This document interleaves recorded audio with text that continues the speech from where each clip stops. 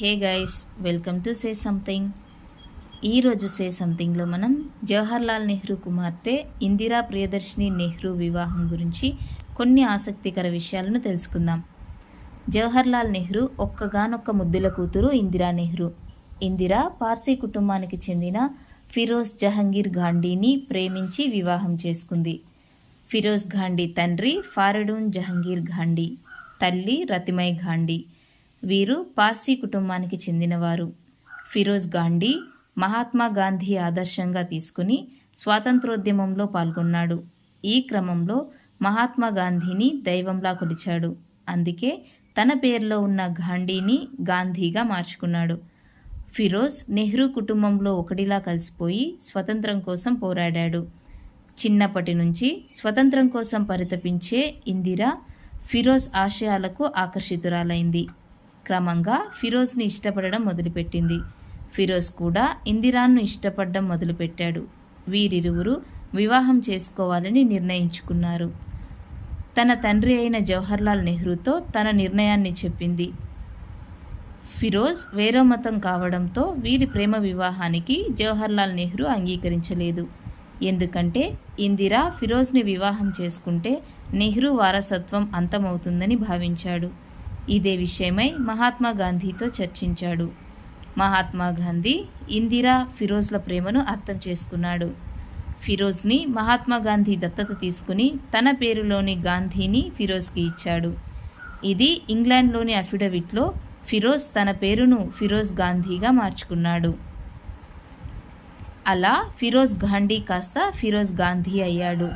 మహాత్మా గాంధీ వీరి పెళ్లికి అంగీకరించడంతో జవహర్లాల్ నెహ్రూ కూడా అయిష్టంగానే అంగీకరించాడు. చాలా సంఘర్షణల తర్వాత 1942 మార్చి 26న వీరి వివాహం జరిగింది. వివాహం అనంతరం ఇందిరా నెహ్రూ కాస్త ఇందిరా గాంధీ అయ్యింది. అదే సంవత్సరంలో మహాత్మా గాంధీ స్వాతంత్రోద్యమంలో భాగంగా క్విట్ ఇండియా ఉద్యమాన్ని ప్రారంభించాడు. ఈ ఉద్యమంలో మహాత్మా గాంధీ, జవహర్లాల్ నెహ్రూ జైలు పాలయ్యారు. వీరు అరెస్టుతో ఉద్యమం తారాస్థాయికి చేరింది. దేశ ప్రజలందరూ ఈ ఉద్యమంలో పాల్గొన్నారు. ఇందులో భాగంగా ఇందిరాగాంధీ కూడా ఖైదు చేయబడింది. ఈమె జైలు నుంచి 1943 మే 13న విడుదలైంది. తర్వాత ఫిరోజ్ గాంధీకి కొంతకాలం దూరంగా ఉంది. రాజీవ్ గాంధీ 2 సంవత్సరాల వయస్సు ఉన్నప్పుడు తిరిగి ఫిరోజ్ గాంధీ వద్దకు వెళ్ళింది.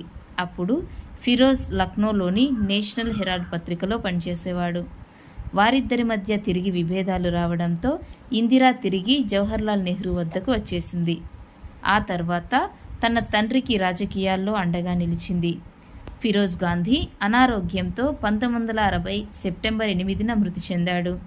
వివాహమైన 18 సంవత్సరాలకే ఇందిరా భర్తను కోల్పోయింది. భర్తను కోల్పోయిన 4 సంవత్సరాల వ్యవధిలో తనకు అండగా కుటుంబానికి పెద్ద దిక్కుగా ఉన్న జవహర్లాల్ నెహ్రూ కూడా 1964 మే 27న మరణించాడు. భర్తను, తండ్రిని పోగొట్టుకున్న ఇందిరాగాంధీ మనోధైర్యాన్ని కోల్పోకుండా రాజకీయ పరంగా నిలదొక్కుంది. వీరికి మొదటి సంతానం రాజీవ్ గాంధీ 1944 ఆగస్టు 20న, రెండవ సంతానం సంజయ్ గాంధీ 1946 డిసెంబర్ 14న జన్మించారు.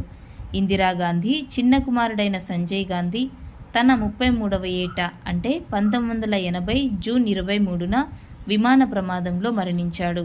సంజయ్ గాంధీ మరణంపై ఎన్నో పుకార్లు వచ్చాయి. ఇతని మరణం అనుమానాస్పదమైనప్పటికీ కొన్ని కారణాల రీత్యా దీని గురించి ఎవరూ లోతుగా అధ్యయనం చేయలేదు. ఏదేమైనా ఇందిరా చాలా ధైర్యవంతురాలు.